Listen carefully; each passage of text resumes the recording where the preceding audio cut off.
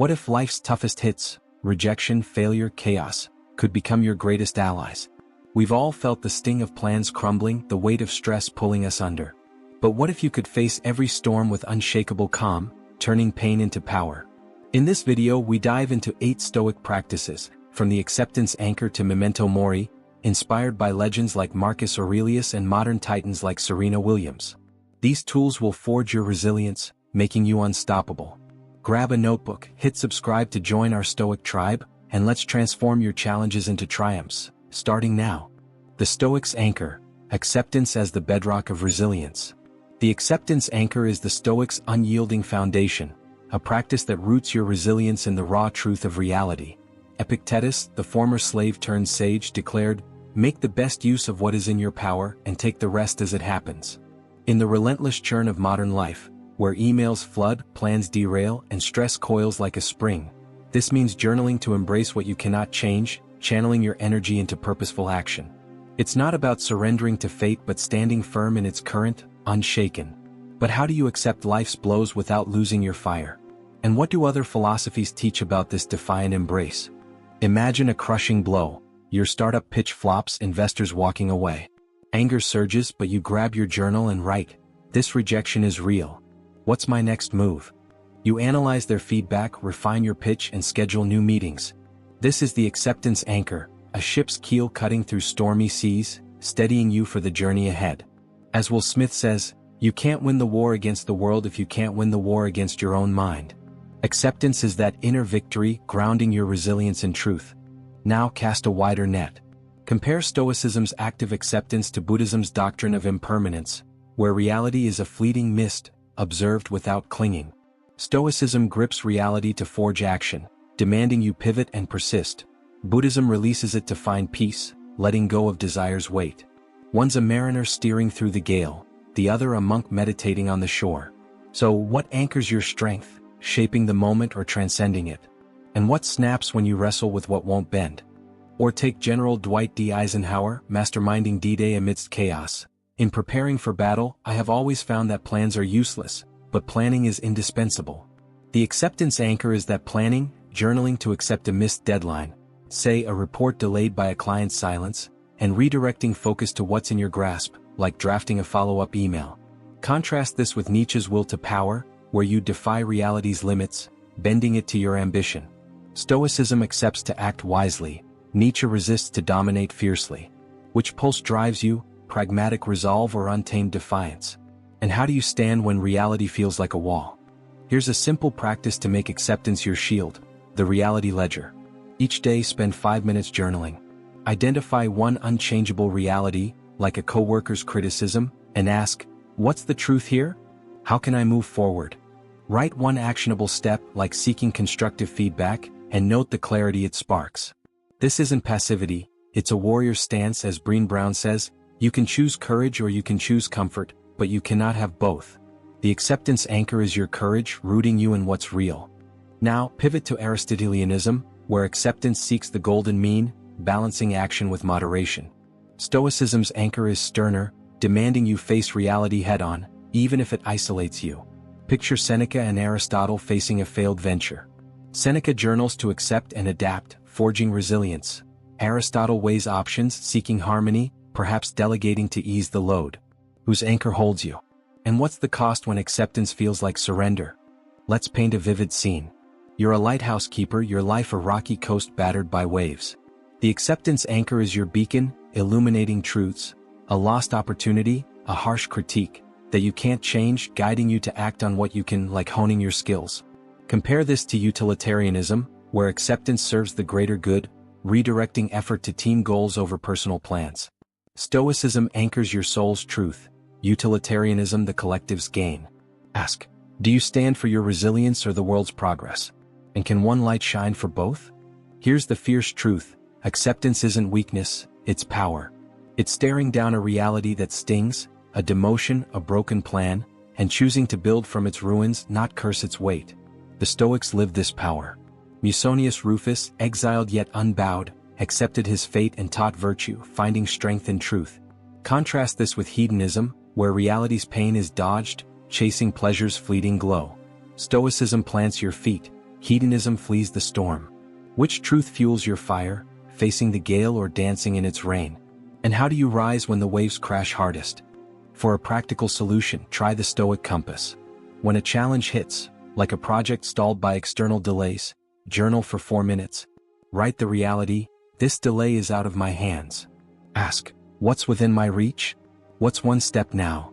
Plan a move like researching alternatives, and act. Journal the calm it brings. That's Stoicism, alive in your resilience. As Denzel Washington says, ease is a greater threat to progress than hardship. The acceptance anchor is your hardship, forging a mind that thrives in truth's embrace. What reality will you anchor to today? The Stoics' lens, reframing challenges as catalysts for growth. The perspective shift is the Stoics' kaleidoscope, a practice that transforms the jagged edges of adversity into prisms of opportunity. Marcus Aurelius, emperor and philosopher, penned, "If you are distressed by anything external, the pain is not due to the thing itself, but to your estimate of it, and this you have the power to revoke." In the cacophony of modern life, where social media amplifies outrage and workplace stress gnaws at your focus, this means journaling to reframe setbacks, seeing them not as wounds but as fuel for resilience. It's about wielding your mind's lens to turn chaos into clarity. But how do you shift your gaze when pain feels all-consuming? And what do other philosophies reveal about this art of perception? Picture a stinging moment. Your latest project is criticized harshly by a client. Your instinct is to spiral into self-doubt, but you open your journal and write, "This isn't a dead end, it's a map. What can I refine?" You pinpoint vague sections and commit to clearer communication next time. This is the perspective shift, a sculptor's chisel carving meaning from raw stone, reshaping setbacks into stepping stones. As Beyoncé declares, power's not given to you. You have to take it. Reframing is your power, seizing control of your narrative to forge growth. Now broaden the horizon. Compare Stoicism's deliberate reframing to Zen Buddhism's non-judgmental awareness, where events are observed as fleeting clouds, neither good nor bad. Stoicism sharpens your lens to find purpose in hardship, urging action. Zen softens it, inviting you to let the storm pass without labeling it. One's a cartographer charting a new path through the tempest, the other a sage watching the winds dissolve. So, what clarifies your resilience, crafting meaning or releasing judgment? And what clouds your vision when you cling to the hurt? Or take General Ulysses S. Grant, whose unyielding resolve turned Civil War tides. The art of war is simple enough. Find out where your enemy is. Get at him as soon as you can. The perspective shift is that simplicity, journaling to reframe a missed promotion as a chance to master new skills, like taking a leadership course, rather than a defeat. Contrast this with Nietzsche's eternal recurrence, where you'd embrace the setback as a moment to live boldly, as if it repeats forever. Stoicism reframes for resilience, Nietzsche for audacious creation. Which lens magnifies your strength, pragmatic growth or fearless embrace? And how do you see clearly when the moment feels like a wound? Here's a straightforward method to harness perspective. The reframe ritual. When a challenge strikes, like a public speaking flop, journal for 5 minutes. Ask, what's another way to see this? What's the hidden gift? Write one positive angle, such as viewing the flop as a chance to practice, and plan a step like joining a speaking club. Journal the shift in energy. This isn't denial, it's alchemy. As Denzel Washington says, you don't get what you wish for, you get what you work for. The perspective shift is your work, transmuting pain into progress. Now, shift to Confucianism, where perspective aligns actions with social harmony, reframing personal setbacks to serve communal roles. Stoicism's lens is more solitary, focusing on your virtue, even if it means standing alone. Imagine Seneca and Confucius facing a failed negotiation. Seneca journals to see it as a test of patience, strengthening his resolve. Confucius reframes it to restore team unity, prioritizing collective balance. Whose perspective guides you? And what's the price when your focus on self overshadows others? Let's conjure a scene. You're a painter, your life a canvas splashed with chaos, missed deadlines, harsh feedback. The perspective shift is your brush, reimagining each stroke as part of a masterpiece, guiding you to paint forward with purpose, like revising a flawed report. Compare this to pragmatism, where Dewey's perspective tests outcomes through experience, valuing results over moral reframing. Stoicism paints for your soul's growth, pragmatism for the world's yield. Ask, do you reframe for your virtue or practical gain? And can one canvas hold both? Here's the raw truth, reframing isn't easy, it's a rebellion. It's choosing to see a betrayal, a failure, or a loss not as a scar but as a spark, even when every fiber screams to despair. The Stoics mastered this rebellion. Cleanthes, once a laborer, reframed poverty as freedom to study philosophy, building a legacy of wisdom. Contrast this with hedonism, where perspective chases pleasure's glow, ignoring hardship's lessons. Stoicism sharpens your vision. Hedonism blurs it with indulgence. Which lens shapes your resilience, clarity or escape? And how do you see when the colors feel too dark? For a practical fix, try the Stoic prism. After a setback, like a heated argument, journal for 4 minutes. Write the event, I lost my temper. Ask, how can I reframe this? What's the opportunity? Note a new angle, like seeing it as a chance to practice calm, and act on it, perhaps by apologizing. Write the lightness it brings. That's Stoicism, alive in your transformation. As Serena Williams says, you have to believe in yourself when no one else does. The perspective shift is that belief, crafting a narrative that fuels your growth. What challenge will you reframe today? The Stoics blaze, amor fati as the heart of resilience.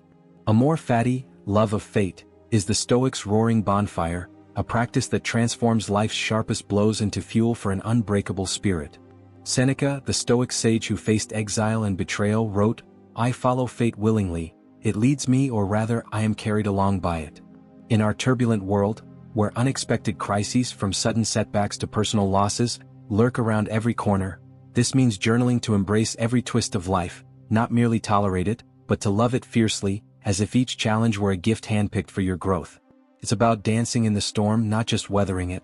But how do you fall in love with life's chaos when it feels like a punch to the gut? And what do other philosophies teach about this radical embrace? Imagine a gut-wrenching moment. Your long-planned event is cancelled due to unforeseen regulations. Despair looms, but you grab your journal and write, this is my fate. How can I cherish it? You realize it's a chance to create a virtual alternative, igniting new connections. This is amor fati, a blacksmith's forge where life's raw iron, its failures, its pains, is hammered into strength. As Dwayne Johnson says, it's not about where you start, but the direction you're going. Loving your fate is choosing a direction that blazes with purpose, no matter the obstacle. Now widen the lens. Compare Stoicism's disciplined love of fate to Buddhism's equanimity, where life's ups and downs are met with calm detachment, like ripples on a still pond. Stoicism demands you embrace fate with passion, finding virtue in its trials. Buddhism observes it with serene acceptance, seeking freedom from attachment. One's a warrior kissing the blade of destiny, the other a monk letting the winds of change pass. So, what kindles your resilience, ardent love or tranquil release? And what smolders when you reject the path life carves? Or picture General George S. Patton, whose relentless drive crushed enemies. Accept the challenges so that you can feel the exhilaration of victory. Amor fati is that acceptance, journaling to love a failed product launch as a chance to innovate, like prototyping a bolder design, rather than a defeat. Contrast this with existentialism, where Sartre's radical freedom urges you to craft meaning from life's absurdity, not love its script. Stoicism cherishes fate for resilience. Sartre defies it for creation. Which spark ignites you, embracing the given or forging the new? And how do you love a fate that feels like a cage? Here's a simple practice to ignite amor fati, the Ember's Oath. Weekly journal for 6 minutes. Pick one challenge, like a strained relationship, and ask, how can I love this struggle? What gift does it hold? Write one action, such as initiating an honest conversation, and note the fire it sparks. This isn't resignation, it's defiance. As LeBron James says, I like criticism. It makes you strong. Amor fati is your strength, turning life's thorns into kindling for your soul's blaze. Now shift to Aristotelianism, where life's challenges are balanced through the golden mean, seeking moderation over passionate embrace. Stoicism's amor fati is fiercer, demanding you love every moment, even the brutal ones, to forge virtue. Imagine Epictetus and Aristotle facing a public scandal. Epictetus journals to love the disgrace, finding freedom in integrity. Aristotle seeks equilibrium, perhaps softening his response to restore balance. Whose fire warms you? And what's the cost when loving fate isolates you from harmony? Let's conjure a vivid scene. You're a mountaineer, your life a jagged peak strewn with avalanches, missed opportunities, personal conflicts. Amor fati is your ice axe, gripping each obstacle, a rejected proposal, a health scare, as a foothold to climb higher, like learning new skills or prioritizing self-care. Compare this to utilitarianism, where challenges are valued for their societal impact, redirecting effort to collective goals. Stoicism loves fate for your soul's ascent, utilitarianism for the village's gain. Ask, do you climb for your growth or the world's progress? And can one summit serve both? Here's the stark truth: loving your fate isn't soft, it's ferocious. It's choosing to embrace a diagnosis, a betrayal, or a failure not as curses but as crucible moments, even when your heart screams to flee. The Stoics lived this ferocity. Zeno of Citium, shipwrecked and penniless, loved his ruin as the birth of Stoicism, founding a philosophy that endures. Contrast this with hedonism, where fate's pains are shunned, chasing fleeting pleasures instead. Stoicism sets your heart ablaze, hedonism seeks only warmth. Which flame fuels your resilience, fervent love or shallow comfort? And how do you embrace a fate that burns? For a practical solution, try the Stoic torch. When life hits hard, like a financial setback, journal for 5 minutes. Write the challenge, I've lost savings. Ask, how can I love this? What strength can I build? Note an action like creating a lean budget to regain control and act on it. Journal the passion it ignites. That's Stoicism alive in your embrace. As Angela Duckworth says, grit is sticking with your future day in, day out. Amor fati is your grit, making every challenge a spark for your enduring fire. What fate will you love today? The Stoics' rudder, mastering the dichotomy of control. The dichotomy of control is the Stoics' steadfast rudder, slicing through life's churning waves to steer you toward what you can truly command: your thoughts, your actions, your will. Epictetus, the freed slave whose wisdom shook empires, declared, "No man is free who is not master of himself." In our chaotic world, where emails pile up, colleagues falter, and external pressures tug at your focus, this means journaling to distinguish what's yours to shape from what's not, releasing the noise to sharpen your resolve. It's about owning your power in a storm, not being swept away. But how do you hold the helm steady when life's currents pull hard? And what do other philosophies reveal about this fierce clarity? Picture a maddening scenario. Your team misses a critical deadline, and your frustration burns like wildfire. You open your journal and write, I can't control their pace, but I can clarify my instructions. You draft a detailed plan for the next phase, reclaiming your agency. This is the dichotomy of control, a captain's compass locking onto true north amidst fog, guiding you to act where you wield power. As Serena Williams says, you have to believe in yourself when no one else does. This practice is that belief, anchoring your resilience in what you command. Now cast a broader net. Compare Stoicism's laser focus on personal agency to Taoism's Wu Wei, where control is surrendered to life's natural flow, like a leaf drifting on a river. Stoicism grips the rudder to navigate with purpose, demanding you act within your sphere. Taoism releases it, trusting the current's path. One's a navigator charting the storm, the other a wanderer riding the breeze. So, what steadies your resilience, commanding your course or yielding to the tide? And what splinters when you clutch at what slips through your fingers? Or take General William T. Sherman, whose march through Georgia burned a path to victory. War is cruelty and you cannot refine it. Focus on what you can do. The dichotomy of control is that focus, journaling to let go of a supplier's delay you can't fix and pouring energy into what you can, like optimizing your workflow. Contrast this with Nietzsche's will to power, where you'd wrestle every obstacle, even the uncontrollable, to assert dominance. Stoicism hones your strength within limits. Nietzsche seeks to shatter them. Which fire drives you, disciplined focus or boundless ambition? And how do you steer when the seas rage beyond your reach? Here's a clear method to master this dichotomy: the helm's log. Daily journal for 5 minutes. List one situation you face, like a tense meeting, and split it. What's in your control, your preparation, your tone, and what's not, others' reactions. Ask, what can I shape right now? Act on the first, like rehearsing key points, and release the rest. Write the calm it brings. This isn't passivity, it's precision. As Brené Brown says, clarity is kindness, to yourself and others. The dichotomy of control is your kindness, freeing you to act with power. Now, pivot to Aristotelianism, where control balances virtue with moderation, seeking the golden mean in actions. Stoicism's dichotomy is stricter, demanding you focus solely on your agency, even if it means defying external expectations. Picture Seneca and Aristotle facing a team's failure. Seneca journals to control his response, crafting a sharper strategy. Aristotle balances his effort, perhaps delegating to restore harmony. Whose helm guides you? And what's the cost when your focus on self clashes with the group's rhythm? Let's paint a vivid scene. You're a pilot, your life a turbulent sky filled with lightning, unreliable partners, shifting priorities. The dichotomy of control is your altimeter, gauging what you can adjust, your work ethic, your mindset, while letting the storm's chaos fade. Compare this to utilitarianism, where control prioritizes the greatest good, like redirecting effort to team goals over personal tasks. Stoicism flies for your soul's truth, utilitarianism for the crew's survival. Ask, do you pilot for your virtue or the collective's gain? And can one flight path serve both? Here's the unyielding truth. Mastering control isn't soft, it's surgical. It's slicing through the urge to rage at a coworker's mistake, choosing instead to refine what's yours, like your communication, even when every instinct demands you fight the uncontrollable. The Stoics lived this precision. Musonius Rufus, banished yet resolute, controlled his teachings, not his exile, shaping minds amidst ruin. Contrast this with hedonism, where control chases fleeting pleasures, ignoring what lies beyond grasp. Stoicism steadies your course, hedonism drifts with the wind. Which compass shapes your resilience, focus or indulgence? And how do you navigate when the skies darken? For a practical fix, try the Stoic filter.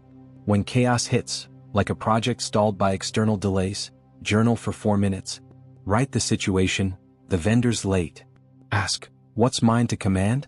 What must I release? Note an action within your power, like streamlining your part and let go of the rest. Act and journal the freedom it sparks. That's Stoicism, alive in your clarity. As Denzel Washington says, you pray for rain, you gotta deal with the mud too. The dichotomy of control is your deal, steering you through life's mess with unshakable resolve. What will you command today? The Stoics' crucible, voluntary discomfort as the forge of resilience. Voluntary discomfort is the Stoics' crucible, a deliberate plunge into hardship to temper your spirit against life's inevitable blows. Seneca, who faced exile yet thrived, wrote, "Set aside a certain number of days, during which you shall be content with the scantiest and cheapest fare."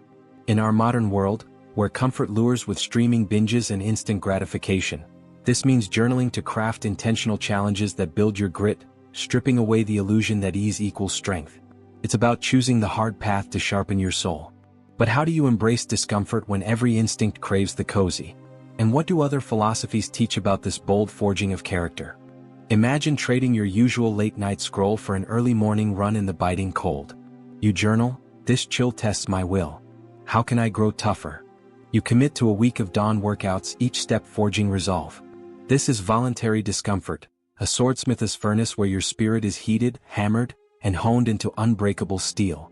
As Will Smith says, "The only thing that's distinctly different about me is I'm not afraid to die on a treadmill." This practice is your treadmill, pushing you to sweat for resilience. Now widen the perspective. Compare Stoicism's embrace of hardship to Zen Buddhism's mindfulness, where comfort and discomfort are observed without attachment, like passing clouds. Stoicism seeks strength by leaning into the grind, building endurance. Zen finds peace by letting sensations drift, untethered. One's a blacksmith sweating over the anvil, the other a monk breathing through the storm. So, what forges your resilience, battling discomfort or rising above it? And what rusts when you shy away from the heat? Or take General Douglas MacArthur, who rebuilt Japan from war's ashes. The soldier above all others prays for peace, but he must be prepared to endure. Voluntary discomfort is that preparation, journaling to plan a day of fasting to master hunger, strengthening your discipline for tougher battles like meeting tight deadlines. Contrast this with Nietzsche's will to power, where hardship is a canvas for domination, not just endurance. Stoicism toughens your spirit through sacrifice.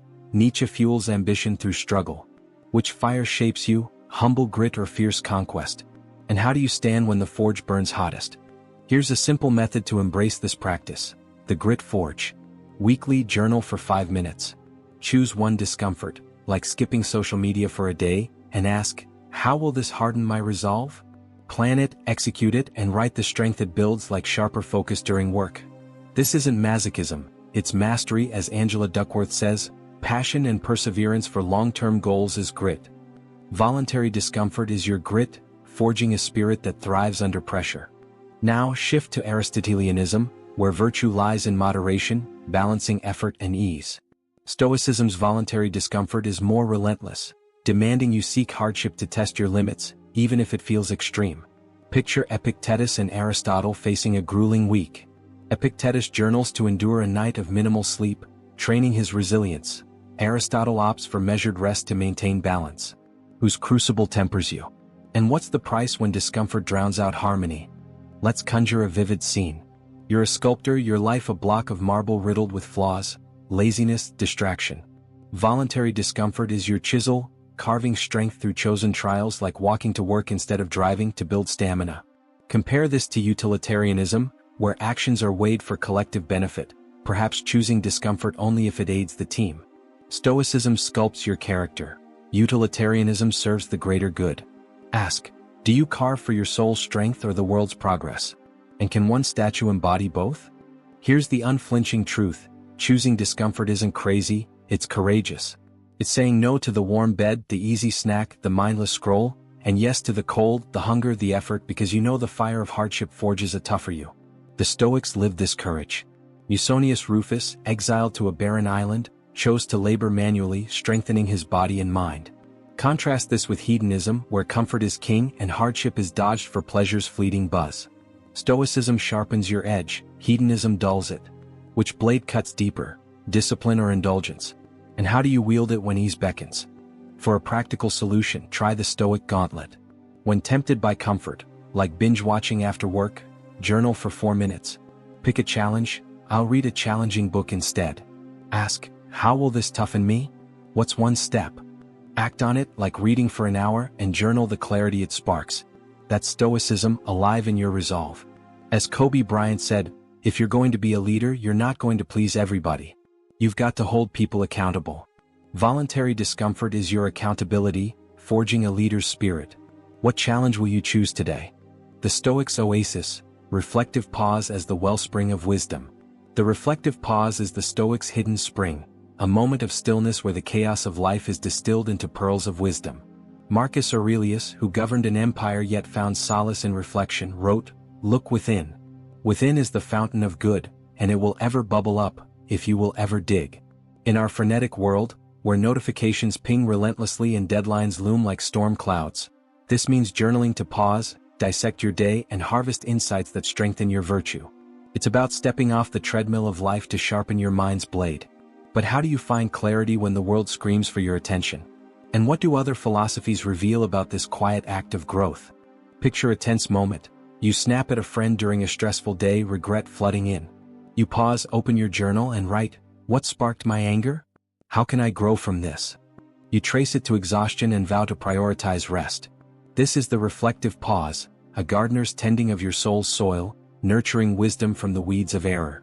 As Oprah Winfrey says, the greatest discovery of all time is that a person can change his future by merely changing his attitude. Reflection is your attitude shift, rooting resilience and self-awareness. Now broaden the vista. Compare Stoicism's introspective pause to Confucianism's self-cultivation, where reflection polishes your role in society, like a mirror aligning with the collective's harmony. Stoicism digs inward for personal virtue, seeking truth in solitude. Confucianism reflects to perfect your place among others. One's a hermit meditating in a cave, the other a scholar refining his duties in the village square. So what nourishes your growth, inner clarity or social balance? And what wilts when your reflection ignores the world around you? Or take General Dwight D. Eisenhower, whose strategic genius shaped D-Day. The supreme quality for leadership is unquestionably integrity. The reflective pause is that integrity, journaling to examine a rushed decision, like approving a flawed plan, and resolving to double-check facts next time. Contrast this with existentialism, where Sartre's reflection is a raw confrontation with freedom, crafting meaning from life's absurdity. Stoicism pauses for disciplined growth, Sartre for defiant creation. Which lens sharpens your wisdom, steady virtue or bold invention? And how do you reflect when the mirror shows flaws you'd rather hide? Here's a simple practice to cultivate this pause, the wisdom harvest. Daily journal for 5 minutes. Pick one moment, like a missed opportunity, and ask, what lesson lies here? What's one wiser choice? Write an action such as preparing better next time, and note the insight it sparks. This isn't navel-gazing, it's excavation. As Denzel Washington says, you have to grab moments and make them count. The reflective pause is your grab, unearthing wisdom to fortify your soul. Now shift to Taoism, where reflection flows with life's current. observing without forcing insight, like water carving a canyon over time. Stoicism's pause is more deliberate, probing for virtue with a philosopher's precision. Imagine Seneca and Lao Tzu facing a day of conflict. Seneca journals to dissect his reactions, honing patience. Lao Tzu reflects to align with the moment's natural rhythm, embracing ease. Whose spring quenches you? And what's the cost when reflection becomes obsession? Let's paint a vivid scene. You're an astronomer, your life a night sky swirling with stars and storms. Triumphs, mistakes, distractions. The reflective pause is your telescope, focusing on a single constellation, a moment of pride or error, to map its lessons, like learning to delegate after micromanaging. Compare this to utilitarianism, where reflection serves the greatest good, analyzing actions for their impact on others. Stoicism charts your soul's course, utilitarianism the galaxy's welfare. Ask, do you reflect for your growth or the world's benefit? And can one star guide both? Here's the raw truth: pausing to reflect isn't weak, it's revolutionary. It's halting the rush of life to face your missteps, not to wallow but to forge a wiser you, even when the world demands you keep running. The Stoics lived this revolution. Cleanthes, laborer by day and philosopher by night, reflected on his struggles to refine his teachings, building a legacy from sweat. Contrast this with hedonism, where reflection is a fleeting glance, chasing pleasure over insight. Stoicism deepens your roots, hedonism schemes the surface. Which wellspring feeds your resilience, depth or distraction? And how do you pause when the clock ticks loud? For a practical fix, try the Stoic stillness. After a challenging day, like a heated debate, journal for 4 minutes. Write the event: I argued impulsively. Ask, what drove this? What's one better path? Note an action like practicing active listening and act on it. Journal the clarity it brings. That's Stoicism, alive in your growth. As Serena Williams says, every champion was once a contender who refused to give up. The reflective pause is your contender's heart, harvesting wisdom to make every day a step toward mastery. What lesson will you unearth today? The Stoic stepping stone: obstacle as ally for resilient growth. Obstacle as ally is the Stoic's masterstroke, a practice that transforms life's jagged barriers into bridges to greatness. Marcus Aurelius, who faced betrayal and war yet thrived, wrote, "What stands in the way becomes the way." In our high-stakes world, where setbacks like rejection or failure cut deep, this means journaling to reframe obstacles as mentors, not enemies, extracting lessons that forge unyielding resilience. It's about seeing every stumble as a chance to soar. But how do you befriend the very hurdles that bruise your spirit? And what do other philosophies teach about this audacious alchemy? Imagine a crushing blow. Your business proposal is shot down by investors, leaving you deflated. You open your journal and write, "This isn't a wall, it's a teacher. What can I learn?" You spot weak data points and commit to deeper research for the next pitch. This is obstacle as ally, a mountaineer rope turning a sheer cliff into a conquerable peak, guiding you upward. As Beyoncé says, "When I'm not feeling my best, I ask myself, what are you gonna do about it?" This practice is your answer, harnessing setbacks to fuel your climb. Now cast a wider net. Compare Stoicism's transformative embrace of obstacles to Taoism's Wu Wei, where challenges are part of life's flow, accepted without resistance, like water curving around a boulder. Stoicism wrestles obstacles into lessons, demanding growth. Taoism glides past them, seeking harmony. One's a sculptor chiseling stone into art, the other a stream shaping the valley with ease. So, what builds your resilience, molding the barrier or flowing around it? And what crumbles when you fight the wrong fight? Or take General George S. Patton, whose relentless drive won battles. Success is how high you bounce when you hit bottom. Obstacle as ally is that bounce, journaling to see a failed marketing campaign as a chance to refine your strategy, like targeting a new audience rather than a defeat. Contrast this with Nietzsche's Amor Fati, where obstacles are loved as sparks for creative power, not just lessons. Stoicism turns hurdles into stepping stones for virtue, Nietzsche into fuel for domination. Which path lifts you, disciplined growth or fiery passion? And how do you rise when the obstacle feels like a chasm? Here's a clear method to make obstacles your allies: the lessons forge. After a setback, like a rejected manuscript, journal for 6 minutes. Ask, what's this teaching me? What's my next move? Write one lesson, such as improving narrative flow, and plan an action like taking a writing workshop. Note the strength it builds. This isn't defeat, it's strategy, as Dwayne Johnson says: blood, sweat, and respect. First two you give, last one you earn. Obstacle as ally is your sweat, earning resilience with every lesson. Now, pivot to Confucianism, where obstacles are opportunities to perfect social duties, harmonizing personal growth with communal roles. Stoicism's approach is more solitary, focusing on your virtue, even if it means standing apart. Picture Seneca and Confucius facing a team's failure. Seneca journals to learn from the obstacle, sharpening his leadership. Confucius reflects to restore group unity, prioritizing collective balance. Whose stone paves your path? And what's the cost when growth overshadows connection? Let's conjure a vivid scene. You're a trailblazer, your life a dense forest of thorns, missed goals, harsh critiques.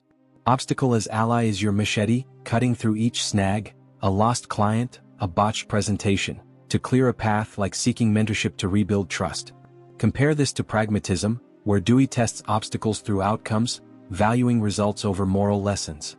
Stoicism blazes a trail for your soul's strength, pragmatism for practical gain. Ask, do you clear the path for your virtue or the journey's end? And can one blade carve both? Here's the fierce truth, treating obstacles as allies isn't soft, it's warrior-like. It's staring down a failure, a rejection, or a loss and choosing to mine it for wisdom, even when your instincts scream to run.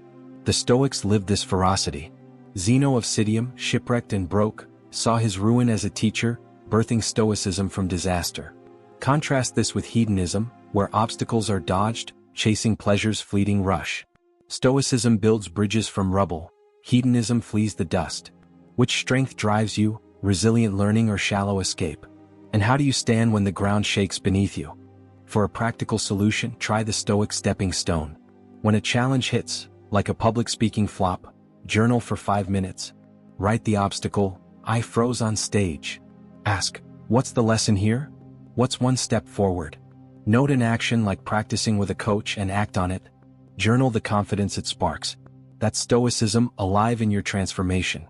As Angela Duckworth says, grit is living life like it's a marathon, not a sprint. Obstacle as ally is your marathon, turning every barrier into a stride toward greatness. What obstacle will you befriend today? The Stoics' flame, memento mori as the spark of urgent living. Memento mori, remember you must die, is the Stoics' blazing torch, a practice that ignites urgency to live with fierce intention. Marcus Aurelius, who stared down death while leading an empire, wrote, "Let each thing you do be as though it were your last." In our modern haze, where trivialities like endless notifications and petty dramas clog our days, this means journaling to confront mortality, stripping away the frivolous to focus on what endures. It's about living each moment as if it's your final breath, burning brightly with purpose. But how do you embrace death's shadow without losing your spark? And what do other philosophies teach about this bold dance with the finite? Picture a quiet evening, your heart heavy with routine. You journal, if this were my last day, what would I chase? You've sidelined a dream, writing a novel, and resolved to draft a chapter tonight. This is memento mori, a lighthouse piercing the fog of distraction, guiding you to what truly matters. As Kobe Bryant said, there's a choice we have to make as people, to live or to exist. This practice is your choice to live, setting your soul ablaze with meaning. Now broaden the scope. Compare Stoicism's urgent embrace of mortality to Buddhism's doctrine of impermanence, where life's fleeting nature is observed with calm detachment, like leaves falling from a tree. Stoicism uses death to spur action, demanding you seize the now. Buddhism releases attachment to it, seeking liberation from time's grip. One's a warrior charging into battle, sword raised, the other a sage sitting beneath the Bodhi tree, untouched by the ticking clock. So, what fuels your resilience, racing against time or rising above it? And what dims when you pretend life is endless? Or take General George S. Patton, whose relentless drive won wars. A good plan violently executed now is better than a perfect plan tomorrow. Memento mori is that violent execution, journaling to prioritize a meaningful act, like mentoring a struggling colleague, over procrastination's lure because tomorrow isn't guaranteed. Contrast this with Nietzsche's eternal recurrence, where you live each moment as if it loops forever, embracing its weight. Stoicism sparks urgency through mortality, Nietzsche through infinite repetition. Which fire drives you, finite urgency or eternal embrace? And how do you act when the hourglass runs low? Here's a simple method to harness this practice: the Last Breath Journal. Weekly journal for 5 minutes. Ask, if today were my final day, what would I do? What's stopping me? Write one priority like reconnecting with a loved one and plan an action such as calling them. Note the vitality it sparks. This isn't morbid, it's electric, as Angela Duckworth says. Grit is passion and perseverance for very long-term goals. Memento mori is your passion, making every moment a pulse of purpose. Now shift to Confucianism, where life's meaning flows through social roles, even beyond death, via legacy. Stoicism's memento mori is more solitary, urging you to act for your soul's truth, regardless of who watches. Imagine Seneca and Confucius at life's twilight. Seneca journals to live each day with virtue, unburdened by eternity. Confucius reflects to ensure his actions ripple through family and society. Whose flame guides you? And what's the cost when urgency overshadows lasting impact? Let's conjure a vivid scene. You're a sailor on a fleeting voyage, your life a ship racing toward an unseen horizon. Memento mori is your sextant, fixing on stars of purpose. Love, creation, courage, to steer through fleeting waves like starting a charity you've delayed. Compare this to utilitarianism, where actions are weighed for collective benefit, prioritizing societal gains over personal dreams. Stoicism sails for your soul's legacy, utilitarianism for the fleet's survival. Ask, do you navigate for your heart's truth or the world's welfare? And can one course chart both? Here's the stark truth. Facing mortality isn't grim, it's liberating. It's staring into the abyss and choosing to build a life of meaning, even when the ticking clock deafens your fears.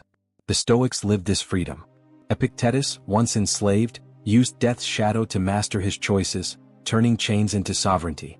Contrast this with hedonism, where mortality is ignored, chasing fleeting highs over enduring purpose. Stoicism lights your path, hedonism dances in the dark. Which torch burns brighter, urgent purpose or reckless indulgence? And how do you shine when the night closes in? For a practical fix, try the Stoic hourglass. When distraction tempts, like scrolling instead of working on a goal, journal for 4 minutes. Write, this could be my last hour. Ask, what matters most? What's one step now? Note an action like outlining a project and act on it. Journal the energy it ignites. That's Stoicism, alive in your urgency. As Denzel Washington says, do what you gotta do so you can do what you wanna do. Memento mori is your gotta do, ensuring every grain of sand counts. What will you make matter today? You've just unlocked 8 Stoic practices to turn life's chaos into unbreakable strength. From anchoring in reality to embracing mortality, these tools are your fire to thrive, not just survive. Don't let this spark fade. Grab your journal, start one practice today and watch your resilience soar. Join our Stoic tribe. Hit that subscribe button, smash the like, and drop a comment with the practice you'll try first. Stay tuned for more wisdom to forge your path. Let's keep the flame alive together.